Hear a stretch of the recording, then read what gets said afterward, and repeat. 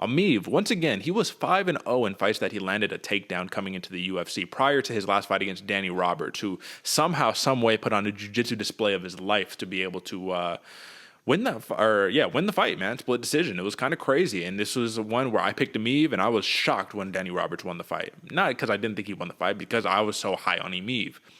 But then we have a dude here in Jack Della Maddalena who is an absolute gamer, right? I believe Cage Warriors champion, 11-2 in his MMA career, and those two losses, believe it or not, those were the first two losses, first two fights of his career. He lost both of them. He's gone on an 11-fight win streak since then.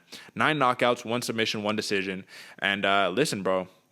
Jack Della Maddalena has a lot of hype on him, and I think that explains why his odds have swelled to where they are right now. This fight opened up as a pick'em, -110, -110, which I think is where the money should be. However, it is now -160 plus 135 for Emeev. Now, AJ, I can see clearly, very clearly here, how Ramazan Emeev, how even though he's the underdog, he can win this fight handedly, easily. I think that there is a very clear path to victory for Ramazan Emeev. But I'm also a little hesitant because if you've noticed, man, he's not like the Movsar Evloev, who can mix it up with the striking, and shoot that blast double to get the control. Emeev's go-to, if you notice, is that single leg. Constantly single leg, single leg, single leg. He'll get it, and then he'll get back on the feet, and he'll go back for the single leg. Or he'll be boxing you up, single leg. Always a single leg there, right? Now, for a Jack Della Maddalena, who is so crispy, such a technician on the feet, man, power incredible, can fight out of both stances very effectively. Do you think this is one of those fighters, or one of those fights where his offense gets frozen because Emeev can walk forward? Or do you think Emeev's not that type of grappler that's going to freeze him the same way a Movsar Evloev freezes his opponents? No, I think Meev's gonna freeze him. I think this is the big thing. The first real big fight for Maddalena in the UFC. His last one was a late fight replacement, so it was a hard one against that Pete Rodriguez, where he got that counter strike. Yeah. Nothing against Rodriguez, but he was just outmatched in the Maddalena fight. Now Maddalena's fighting dudes, same height, same build, both big dudes in the 170-pound division, and Emeev has great wrestling.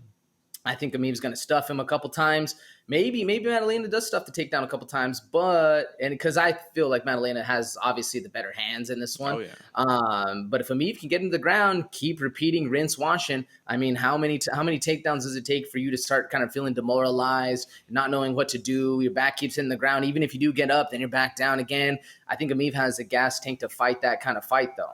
Yeah, no, you're right. And this is the thing, is like, I think that Ramazan Emeev is a live dog here, very live dog. I think it's the name presence that's what's giving Maddalena some of the credibility in terms of the odds makers. But at the same time, if you just look at how great he is, how much of a technician he is on the feet, I'm not talking about the UFC. Just go look back at his previous fights, man. If you look at Jack Della Maddalena, let's take a look real fast. So for those who are watching with us, I will pull it up and let's take a look at Jack Della Maddalena. All right. So let's go back to 2016. He hasn't lost since 2016, so that's pretty impressive. And I know you can't see it, folks, so I'll read it out for you. We have a first-round TKO, or first-round KO, another first-round KO, second-round KO, second-round submission, second-round KO, first-round KO, second-round KO, second-round KO, first-round KO, decision in the Dana White Contender Series, and then a first-round KO. So clearly this dude starches everybody, AJ. I mean, it's not a surprise that Jack Della Maddalena is like stiffing dudes one shot, they're falling down. In his fight against, what was his name? Alden Bates, man.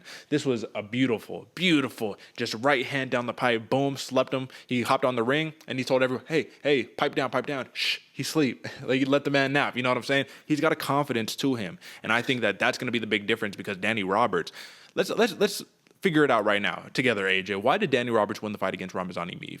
I would say it's because Emeev struggles against the jiu-jitsu guys, who's constantly throwing up triangles, constantly throwing up things once you get to the takedown, make you think.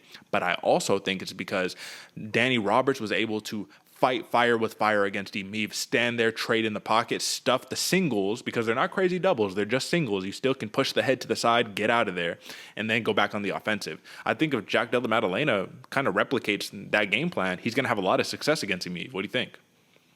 Yeah, I think so. Because the whole reason I saw why Emeev was losing the fight against Danny Roberts is he was running the whole time. Not running the whole time, excuse me. Anytime they were on their feet, obviously, Danny Roberts had the best of him. Both of them bloodied up a little bit, and then then I can see where you're saying about the busyness on the ground. It makes sense.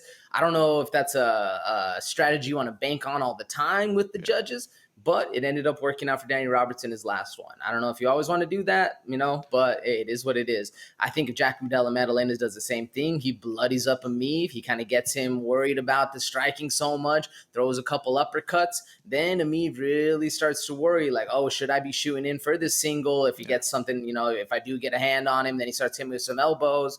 That's where the concern starts to really happen.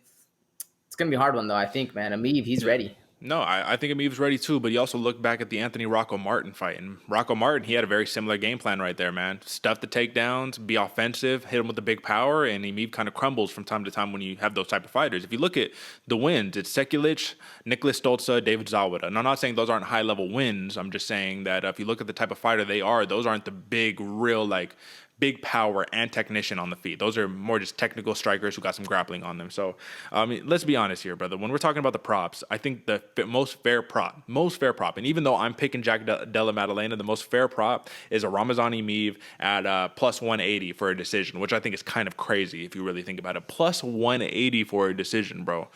I mean, I think you jump all over that, right?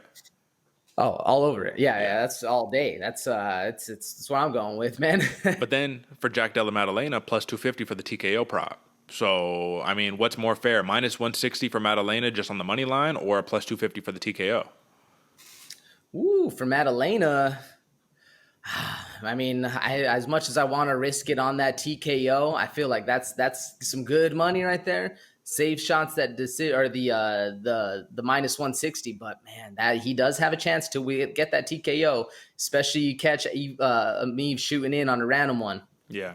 You know what, man? I'm going to do something risky here, and I'm going to rock with that TKO prop for Jack Della Maddalena. I think that, bro, the power in his hands is something incredible. The way he's able to, literally sit down on these shots against these dudes, man, whether it's a ground and pound scenario, whether it's just a straight flush right hand that rocks him. I mean, Emeev does get rocked from time to time. You watch his fights, he's stumbling around, but what saves him? Jump on the single, right? So I think Maddalena is going to have to be ready. He's going to have to be game, but he's a high-level prospect for a reason, bro. So I'm going to rock here. It's a 2.5 is the round, so 2.5 rounds. I'm going to rock a little bit underneath that, man, and I'm going to go early second round TKO for Jack Della Maddalena right there, bro. So it's going to be interesting, man, but I'm not going to lie to you. I have a lot of hesitancies, and this is one of those picks. I picked this not only because I believe in Jack Della Maddalena, but because you picked Emeev. So I was like, well, if this is the spot where I can get a little bit of a upper hand, this is where it's going to need to be. This is where the gamesmanship comes in. But at the end of the day, this is going to be a high-stakes matchup right here, and I think that the winner of this fight gets a bigger name in the next fight. Even though, I mean, Emeev getting Jack Della Maddalena, that's a pretty name in and of itself right there. So